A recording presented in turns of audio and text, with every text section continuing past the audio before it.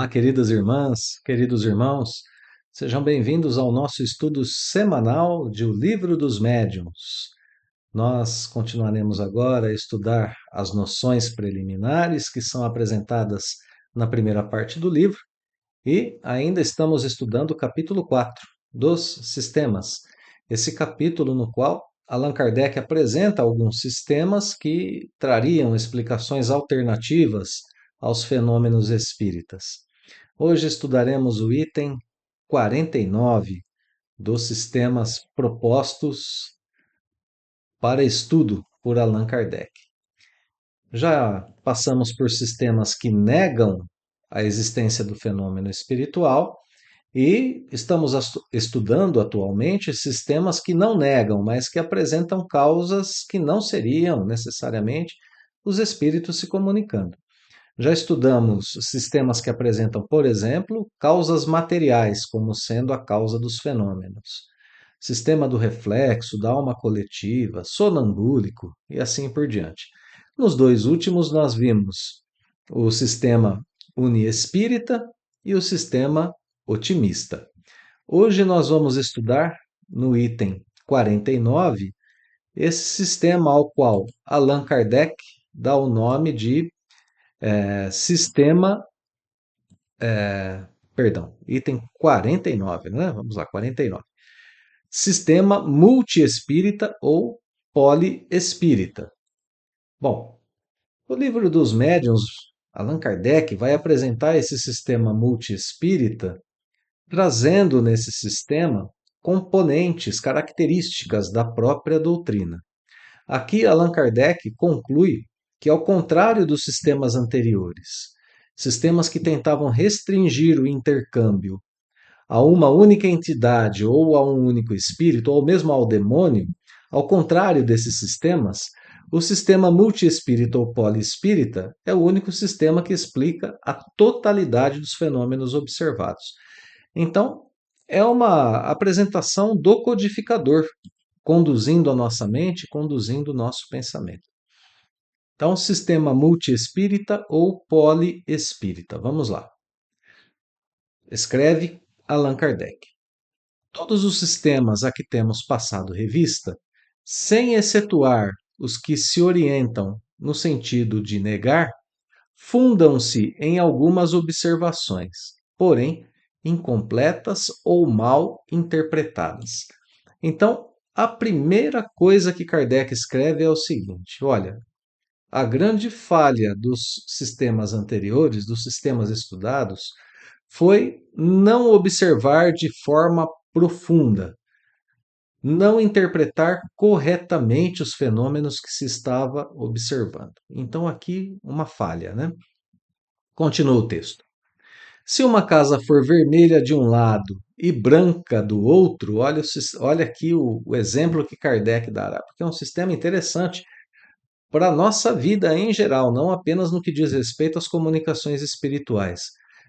Vejam que exemplo. Se uma casa for vermelha de um lado e branca do outro, aquele que houver visto apenas um lado afirmará que ela é branca. O outro declarará que ela é vermelha.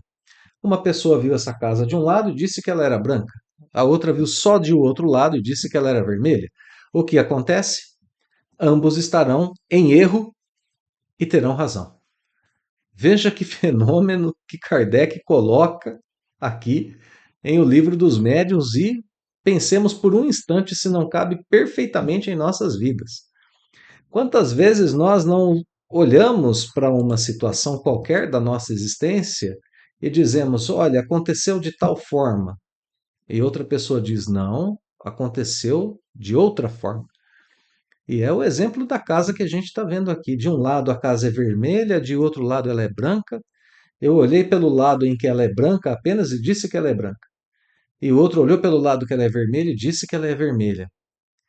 Nós dois estamos com a razão e nós dois estamos errados, porque a casa, na verdade, ela é branca e vermelha. A casa continua sendo uma coisa só, uma casa que é branca e vermelha. Aquele que diz que ela é branca está certo por um lado, mas é errado por outro. E, curiosamente, os dois estão em erro e os dois têm razão. No entanto, aquele que a tenha visto dos dois lados dirá que a casa é branca e vermelha, e só ele estará com a verdade. Olha que coisa interessantíssima que Kardec escreve aqui. Se nós queremos encontrar a verdade, é necessário olhar para o objeto de nosso estudo por todos os ângulos. É necessário conhecê-lo por todos os lados. É necessário que nós tenhamos consciência a respeito de tudo aquilo que ele apresenta, e não só de uma face, e não só de um lado. Quando nós nos debruçamos no estudo de O Livro dos Médiuns, nós estamos olhando para as comunicações espirituais por todas as suas faces. Nós estamos analisando todos os ângulos das comunicações espirituais, da possibilidade que temos de nos comunicarmos com o outro lado da existência. É isso que Kardec fez. Este foi o estudo que ele empreendeu para poder nos apresentar a doutrina dos espíritos. Então, sigamos. O mesmo sucede com a opinião que se forme do espiritismo. Pode ser verdadeira a certos respeitos e falsa, se generalizar o que é parcial, se tomar como regra o que constitui exceção, como o todo que é apenas a parte. Então não adianta eu ter apenas comunicações ruins e dizer que só o diabo se comunica. Não adianta eu ter mesas flutuando e dizer que é um efeito material. Não adianta eu ver boas comunicações e dizer que apenas Jesus se comunica, porque eu estou analisando um todo pela sua parte. Eu estou analisando a casa inteira pelo lado que eu estou vendo. E não é isso que faz um adepto sério, compenetrado, estudioso da doutrina espírita. Ele aprende sobre as comunicações, como nós estamos fazendo aqui, e olha para elas do ponto de vista de todos os aspectos do fenômeno, e não apenas de um único aspecto, né? Quanto que isso vale para a nossa vida, não é mesmo? Olharmos para um problema da nossa existência, para uma aflição, e encontrarmos nessa aflição sentido para desenvolvermos algo de bom em nós. Isso é olhar por todos os ângulos. Encontrarmos em nossas enfermidades, em nossos sofrimentos, uma, uma causa justa e um desafio a ser enfrentado. É isso que faz o espírito educar-se e crescer, por consequência dessa educação que ele propõe a si mesmo. Quanto que nós cresceríamos se olhássemos também para as nossas facilidades, para as nossas felicidades terrenas, para as alegrias terrenas, de modo a compartilhá-las um pouco mais, sem medo de ficarmos sem elas, de ficarmos órfãos dessas alegrias. Então vejamos, né, que a gente olha a alegria do ponto de vista material e a gente quer cada vez mais alegria, mais facilidade, mais bem-estar, e muitas vezes esquecemos de um irmão necessitado. Olhamos para as aflições que temos e pensamos: por que isso acontece comigo? O que eu fiz para merecer? Quando deveríamos olhar de um ponto de vista de um aprendizado, de um outro lado da aflição, não é mesmo?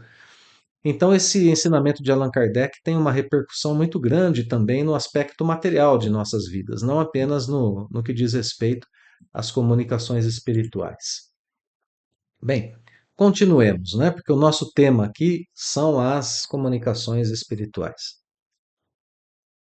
Por isso dizemos que quem deseja estudar esta ciência, o Espiritismo, né, deve observar muito e durante muito tempo. Só o tempo lhe permitirá apreender os pormenores, notar os matizes delicados, observar uma imensidade de fatos característicos que lhe serão outros tantos raios de luz. Se, porém, se detiver na superfície, expõe-se a formular juízo prematuro e, conseguintemente, errôneo. Então, parágrafo 2, né? Acho que a gente pode perfeitamente ter entendido aqui com Kardec que ele está nos ensinando a estudarmos com profundidade, com bom senso, né? Com desenvolvermos experiência, que foram duas características que ele colocou no estudo anterior, né? Experiência e bom senso são o que conduzirão às conclusões que ele está apresentando aqui no Livro dos Médiuns. Experiência e bom senso. Então, aos detratores da doutrina espírita, fica o convite ao estudo da doutrina, sem ideias pré-concebidas, apenas estudar e deixar-se enveredar por esse estudo, para que o estudo apresente a verdade. Então, observação dos fenômenos espirituais, observação das comunicações, observação do teor das comunicações, observação do efeito que isso causa no plano material e tudo mais que nos leva a conquistar experiência e depois analisamos tudo isso com bom senso, né? Não com ideias pré-concebidas, não olhando apenas por um lado da casa, né? Parágrafo 2. Eis aqui as consequências gerais deduzidas de uma observação completa. Então, Kardec está apresentando o ponto de vista do Espiritismo aqui nesse item, né? Então, como dissemos anteriormente, o sistema multiespírita vai apresentar para a gente as conclusões do próprio Espiritismo. Então, consequências gerais deduzidas de uma observação completa e que agora formam a crença. Pode-se dizer da universalidade dos espíritas, visto que os sistemas restritivos não passam de opiniões insuladas. Aqui um pequeno deslize, né, do tradutor do livro, né? Visto que os sistemas restritivos não passam de opiniões insuladas, né? A palavrinha aqui está errada. Então, agora Kardec vai apresentar 10 pontos para a nossa reflexão e vamos passar por eles de forma rápida, mas comentando um por um, né? Então, em primeiro lugar, consequências, né? Lembrando que estamos falando a respeito de consequências que foram deduzidas da observação completa dos fenômenos. Os fenômenos espíritas têm como causa, são produzidos por inteligências extracorpóreas, as quais se dá o nome de espíritos. Os espíritos constituem o mundo invisível, estão em toda parte, povoam o espaço, estamos em contato com eles o tempo todo, né? Estão em torno de nós. Princípios básicos, né? Os fenômenos são produzidos por espíritos, estamos em contato com eles. Eles constituem o mundo invisível. Terceiro ponto. Os espíritos reagem incessantemente sobre o mundo físico e sobre o mundo moral. São uma das potências da natureza. Não são seres à parte dentro da criação. Os espíritos são as almas daqueles que viveram na Terra. Pronto. Ou em outros mundos, né? Conclui Kardec. E que não tem mais o invólucro corpóreo, não tem mais um corpo. Então, esses são os espíritos. Viveram na Terra ou em outros mundos, se comunicam conosco e não têm mais seus corpos físicos. Existem espíritos de todo grau de bondade e de malícia. Portanto, as comunicações variam de acordo com o caráter, com o grau de progresso dos espíritos. Apesar disso, todos estão submetidos à lei do progresso e todos poderão e chegarão à perfeição. Mas, como são dotados de livre-arbítrio, demoram mais ou menos, de acordo com as escolhas que fazem para chegar à perfeição. Sétimo ponto. São felizes ou infelizes de acordo com o bem e o mal que praticaram durante a vida e o grau de adiantamento que alcançaram. Felicidade perfeita somente para espíritos perfeitos. Oitavo ponto. Todos os espíritos podem manifestar-se aos homens. Todos os espíritos podem. Não apenas os bons, não apenas os maus, não apenas os imperfeitos. Todos os espíritos. Nono item. Os espíritos se comunicam através de médiums, que são seus instrumentos e intérpretes. Então, para que haja comunicação, necessariamente há um médium, pelo menos um. Décimo e último ponto, reconhecem-se a superioridade ou inferioridade dos espíritos pela linguagem que usam. Então, espíritos bons só aconselham ao bem e dizem coisas boas. Os maus enganam, e todas as palavras trazem o cunho da imperfeição e da ignorância que sustentam em si mesmos. Então, aqui o critério de avaliação, né? Para a comunicação e para a natureza do comunicante, que é o espírito. Então, com esses 10 pontos, Allan Kardec mostra de forma racional que e lógica, né? De forma racional, lógica, de forma evidente, que as comunicações se dão porque elas vêm de fontes diferentes e por isso elas acontecem de modos diferentes, com conteúdos diferentes, e nós estamos o tempo todo em contato com esse plano espiritual, sendo que essas manifestações mais ostensivas vêm através dos médiums. É uma explicação que realmente contempla a totalidade dos fenômenos que são observados no que diz respeito à comunicação dos espíritos. Vide Chico Xavier.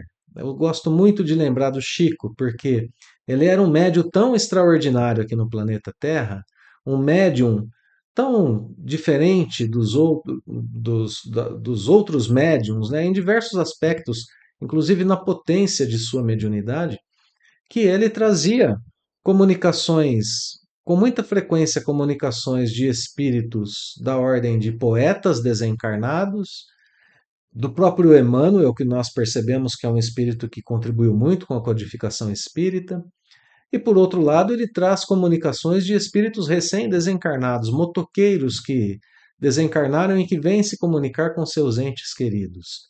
Traz comunicações de espíritos todas as semanas, incansavelmente, em sua própria casa, em sua própria residência, recebendo mães aflitas, filhos aflitos, esposos, esposas, pessoas que tinham entes queridos do outro lado da existência e que recebiam essas comunicações através da mão caridosa de Francisco Cândido Xavier.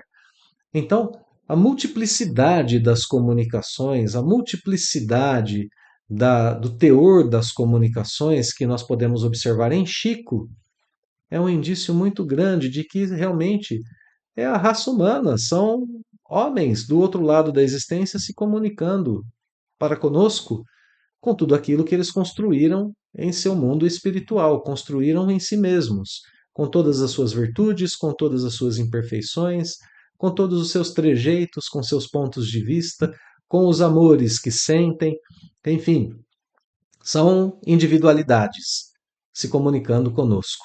E assim o vemos também nas diversas casas espíritas e espiritualistas que estão trabalhando com o plano espiritual.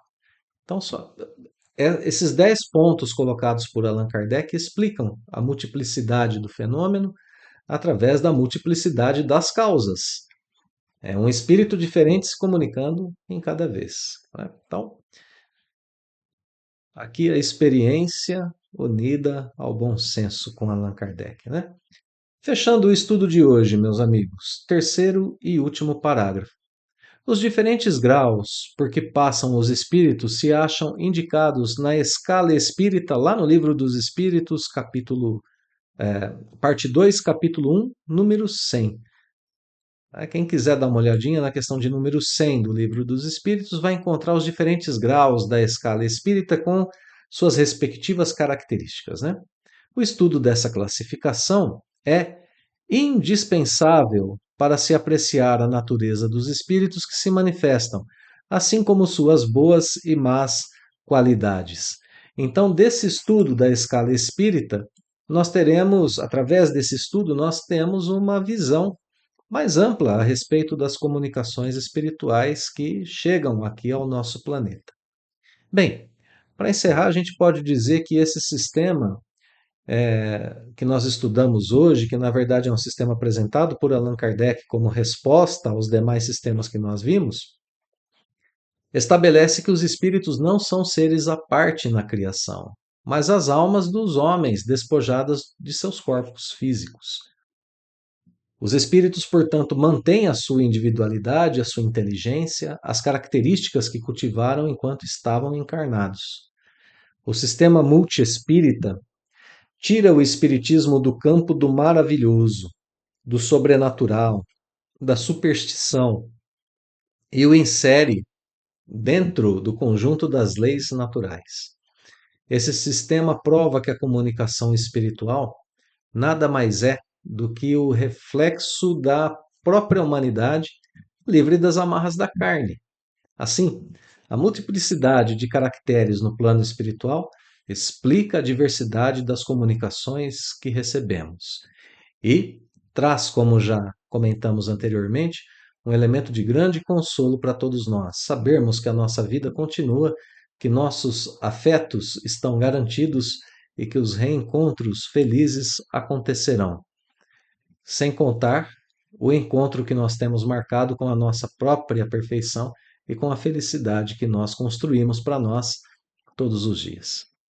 Então, meus queridos amigos, espero que o estudo de hoje tenha sido útil, tenha sido agradável e deixo o convite para nos vermos na próxima semana, ainda seguindo com o estudo de O Livro dos Médiuns. Então, um abraço fraterno a todos e, como sempre, eu deixo os meus votos sinceros de muita paz.